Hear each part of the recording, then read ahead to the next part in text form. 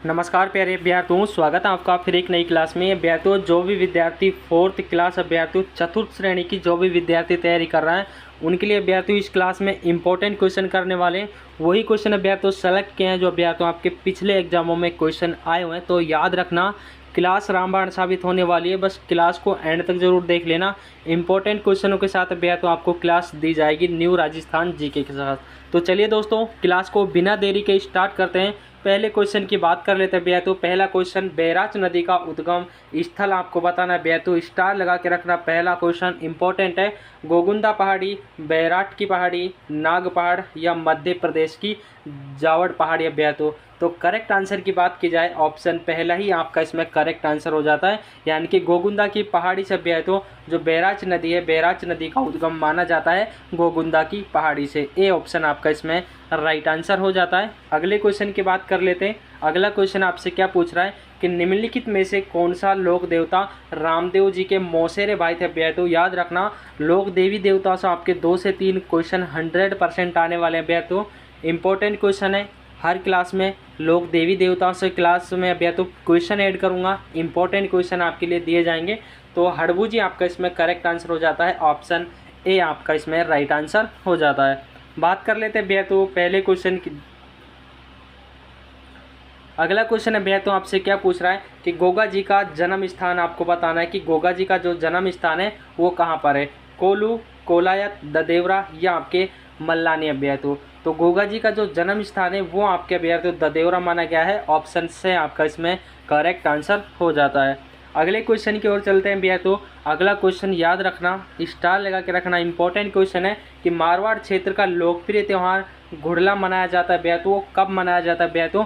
याद रखना, इंपॉर्टेंट क्वेश्चनों के साथ भैया आपकी जो 10th लेवल तक भैया ये भर्ती निकली है 10वीं पास। इस भर्ती में भैया आपसे जो 4th क्लास की भर्ती है भैया 10वीं पास इसमें मांगा है आपसे। तो पेपर भैया नॉर्मल आने वाला है, बस आप हल्की सी मेहनत रखिए, आपकी सिलेक्शन भैया 100% हो जाएगा। बस थोड़ी सी मेहनत कर लीजिएगा। जिसने भैया राजस्थान जीके को अच्छे से देख लिया, इसी का ये भैया इसमें ज़्यादा पार्ट आने वाला है राजस्थान जीके का, उसका सिलेक्शन भैया 100% हो जाएगा। तो मारवाड़ के लोकप्रिय त्यौहार घुड़ला कब मनाया जाता है भैया? तो करेक्ट आंसर ऑप्शन दे हो जाता है, यानी कि चैत्र कृष्ण अष्टमी से चैत्र शुक्ल तृतीया तक भैया जो घुड़ला त्यौहार है वो मनाया जाता है। लेवल के प्रश्न भैया आपके दिए जाएंगे, याद रखना। बात करते हैं अगले क्वेश्चन की। अगला क्वेश्चन है भैया कि शीला देवी का मंदिर किस किले में अवस्थित है भैया? तो शीला देवी के मंदिर से भैया आपसे क्वेश्चन पूछ लिया है। 1 या 2 क्वेश्चन भी भैया आपके मंदिर और मस्जिद और भैया आपके महल छतरियाँ इनसे आने वाले हैं। तो भैया करेक्ट आंसर की बात की जाए तो इसमें आमेर आपका इसमें करेक्ट आंसर हो जाता है। आमेर भैया जयपुर, इसमें जयपुर में भैया आमेर जो स्थान है वो आपके जयपुर में। याद रखना, शीला देवी का जो मंदिर है वो आमेर किले में स्थित है। बात कर लेते हैं भैया अगले क्वेश्चन की। अगला क्वेश्चन आपसे क्या पूछ रहा है कि निम्नलिखित में से कौन से लोक देवता सांपों से भी संबंध रखते हैं भैया? तो सांपों से संबंधित लोक देवता आपको बताने, गोगा जी, रामदेव जी, पापू जी या मल्लीनाथ जी। तो गोगा जी आपका इसमें करेक्ट आंसर, ए ऑप्शन आपका इसमें राइट आंसर हो जाता है, याद रखना। बात कर लेते हैं अगले क्वेश्चन की। अगला क्वेश्चन आपसे पूछा है कि लोक देवता बाबा रामदेव जी के पिता का नाम क्या था भैया? तो लोक देवता बाबा रामदेव जी के पिता का नाम आपसे पूछा है, तो अजमाल भैया बे ऑप्शन आपका इसमें राइट आंसर हो जाता है। अजमाल भैया उनके जो पिता हैं उनका नाम है। बात कर लेते हैं अगले क्वेश्चन की। चौथ माता भैया चौथ माता किस जनजाति की कुल देवी है या आराध्य देवी भी आप इसको बोल सकते हो? तो भैया ये आपके कंजर जाति की है, याद रखना, ऑप्शन बे आपका इसमें करेक्ट आंसर हो जाता है। अगला क्वेश्चन है भैया अगला क्वेश्चन आपसे पूछा है कि कौन से लोक देवता भंडेल से थे भैया? तो भंडेल से भैया हड़बू जी थे, इनका स्थान भैया भंडेल माना गया है। दे ऑप्शन आपका इसमें करेक्ट आंसर हो जाता है। स्टार लगा के रखना, काफ़ी एग्जामों में भैया ये क्वेश्चन देखने को मिल जाता है। अगला क्वेश्चन है भैया आपकी स्क्रीन के सामने, इंपॉर्टेंट है, स्टार लगा के रखना क्वेश्चन के अंदर कि हथमती, मेशवा और माजम ये सहायक नदियाँ भैया किस नदी की सहायक नदियाँ ये आपको बतानी है। माही, बनास, काली सिंध या आपके भैया साबरमती की। तो भैया ऑप्शन दे आपका इसमें करेक्ट आंसर हो जाता है। साबरमती के भैया हथमती, मेशवा और माजम ये तीनों नदियाँ भैया जो आपकी साबरमती नदी है इसकी सहायक नदियाँ मानी जाती है।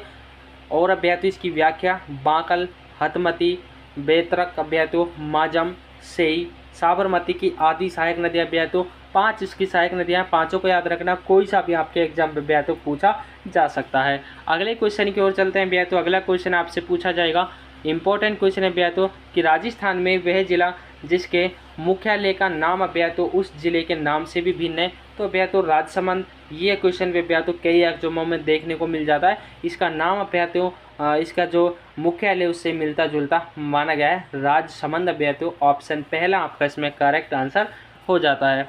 इसकी व्याख्या भैया तो राजस्थान में राजसमंद जिले का मुख्यालय उस जिले के नाम से अलग है। राजसमंद जिले का मुख्यालय राजनगर माना गया भैया तो इसका जो नाम है राजसमंद जिला और राजनगर इसका मुख्यालय भैया तो नाम से भिन्न है भैया तो मुख्यालय याद रखना। बात कर लेते हैं, इसको याद रखना भैया तो राजनगर को, क्योंकि यह एग्जाम में अक्सर आ जाता है।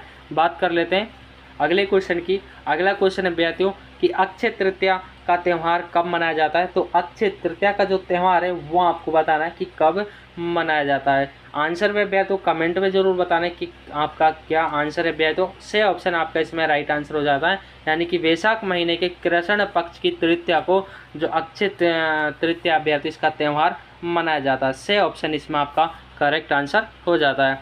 बात कर लेते हैं भैया तो अगले क्वेश्चन की। अगला क्वेश्चन आपसे पूछा है कि भैया तो भाती खत्री किस लोक देवता को समर्पित करता है। तो किस लोक देवता को संदर्भित करता है भैया तो संदर्भित करता है, याद रखना कल्लाजी राठौड़ को भाती खत्री के नाम से भी जाना जाता है। इसका दूसरा नाम आप इसको कह सकते हो कल्लाजी राठौड़ का।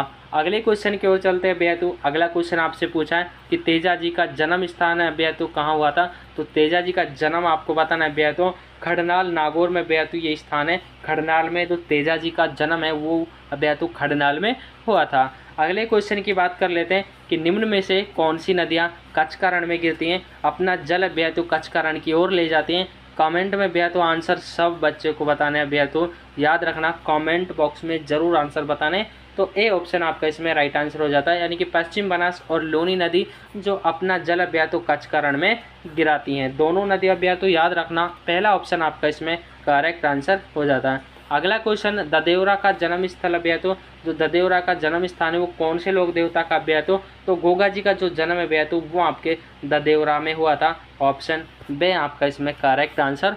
बात कर लेते हैं भैया तो अगले क्वेश्चन की। अगला क्वेश्चन है भैया तो आपसे पूछा है कि निम्नलिखित में से किस लोक देवता को जहांगीर दोस्तों जहांगीर पीर के नाम से भी जाना जाता है भैया तो याद रखना। तो गोगा जी को माना जाता है, गोगा जी भैया तो इम्पोर्टेंट, गोगा जी और रामदेव जी इन दो में से आपके 100% क्वेश्चन में भैया तो पेपर में क्वेश्चन आने वाले हैं। दोनों क्वेश्चन दोनों लोक देवता भैया तो इम्पोर्टेंट है। अगले क्वेश्चन की ओर चलते हैं कि बीकानेर के निकट जो समराथल है भैया तो समराथल को किस लोक देवता के ने अपमान कर्म स्थल बनाया था भैया तो जाम्बोजी भैया तो इस स्थान को याद रखना भैया तो लोक देवता समराथल के निकट भैया तो बीकानेर में ये स्थित है, इस स्थान को याद रखना। और जाम्बोजी भैया तो आपको याद रखना है जाम्बोजी से संबंधित है भैया तो ये स्थल है, कर्म स्थल भैया तो जाम्बोजी का माना जाता है, यानी कि भैया तो जाम्बोजी ने यहाँ पर उपदेश दिए होंगे या फिर कुछ दिन वहाँ पर ठहरे होंगे, तो जाम्बोजी को ये स्थान संकेत करता है। ऑप्शन बे आपका इसमें करेक्ट आंसर हो जाता है।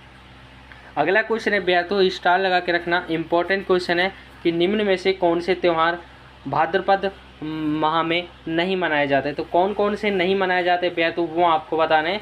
तो करेक्ट आंसर की बात की जाए भैया तो ऑप्शन दे आपका इसमें करेक्ट आंसर हो जाता है भैया तो दे में आपके भैया तो दोस्तों शरद पूर्णिमा भैया तो शरद पूर्णिमा और एक आपके हो जाता है भैया तो आंवला नवमी। दोनों ऑप्शन है भैया तो सी और डी। आंवला नवमी नहीं मनाया जाता और शरद पूर्णिमा नहीं मनाया जाता। गोगा नवमी और अनंत चतुर्दशी भैया तो ये दोनों भैया तो भाद्रपद में मनाए जाते हैं, याद रखना। बात कर लेते हैं अगले क्वेश्चन की। अगला क्वेश्चन है भैया तो कि जालोर के चौहानों की कुल देवी कौन थी भैया तो निम्न में से कौन थी। तो आशापुरा माता, शाकंभरी माता, संक्राय माता या भैया तो आपके नागणेची माता। पहला ऑप्शन आपका इसमें करेक्ट आंसर हो जाता है, आशापुरा माता को भैया तो जालोर के चौहानों की कुल देवी माना गया है। बात कर लेते हैं भैया तो अगले क्वेश्चन की। अगला क्वेश्चन है भैया तो आपसे पूछा है कि तेजा जी के लोक देवता के रूप में किसे पूजा जाता है भैया तो भैया तो गायों के जब गाय बीमार हो जाती है भैया तो तेजा जी की पूजा की जाती है। तो गायों के देवता के रूप में भैया तो तेजा जी को पूजा जाता है, याद रखना।